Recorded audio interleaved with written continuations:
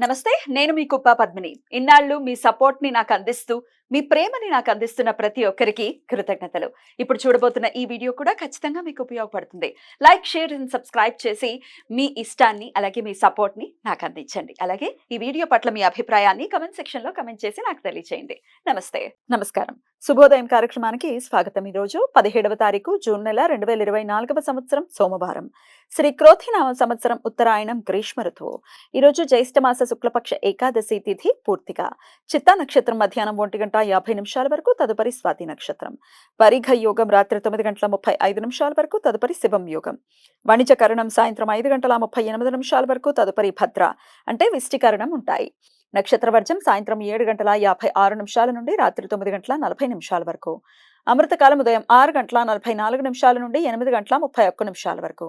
హైదరాబాద్ ప్రాంతం వారికి సూర్యోదయం ఉదయం 5:42 సూర్యాస్తమయం సాయంత్రం 6:52 చంద్రోదయం మధ్యాహ్నం 2:43 చంద్రాస్తమయం రాత్రి 2:26 అభిజిత్ ముహూర్తం పగలు 11:51 నుండి మధ్యాహ్నం 12:44 వరకు.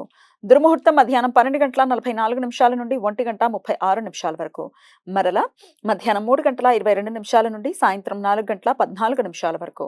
రాహుకాలం ఉదయం 7:21 నుండి 9 గంటల వరకు. గుళిక కాలం మధ్యాహ్నం 1:56 నుండి 3:35 వరకు.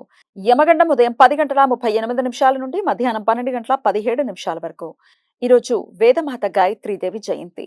పార్వతీదేవికి సొంతమైన ఆత్మ సౌందర్యం, సాహసం, లక్ష్మీదేవికి చెందిన సౌకుమార్యం, ఐశ్వర్యం, సరస్వతీదేవి అందమైన రూపం, విజ్ఞానం కలబోసిన రూపం గాయత్రి రూపం. 3 ప్రధాన అధిదేవతల లక్షణాలు కలిగి పరమాత్మకు మాత్రమే సాధికారత కలిగిన వేద విజ్ఞానానికి స్త్రీరూప వేద నిధి గాయత్రి. అందుకే వేదమాతగా కొలవబడుతున్నది. బ్రహ్మ వైవర్త పురాణం ప్రకారం జ్యేష్ఠ శుక్లపక్ష ఏకాదశి రోజు గాయత్రి రూపం అవతరించినది అని కథనం.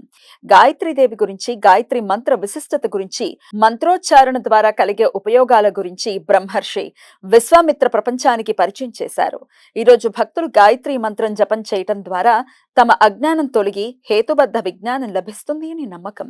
గాయత్రి జయంతి తిథి నిర్ణయంలో ఏకాభిప్రాయం లేనందువలన దేశంలో ఎక్కువ ప్రాంతాలలో శ్రావణ పౌర్ణమి రోజు గాయత్రి జయంతి జరుపుకుంటారు.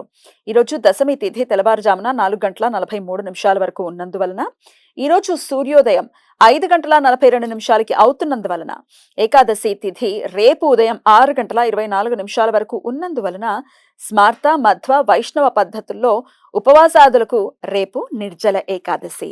ఈ సమాచారాన్ని మనకు అందించిన వారు మేడికొండూరు విశ్వనాథ్ ప్రసాద్ గారు. ఆయనకు కృతజ్ఞతల్ని తెలియజేస్తూ గాయత్రీదేవి స్మరణతో సమస్త సన్మంగళాని భవంతు. నమస్కారం.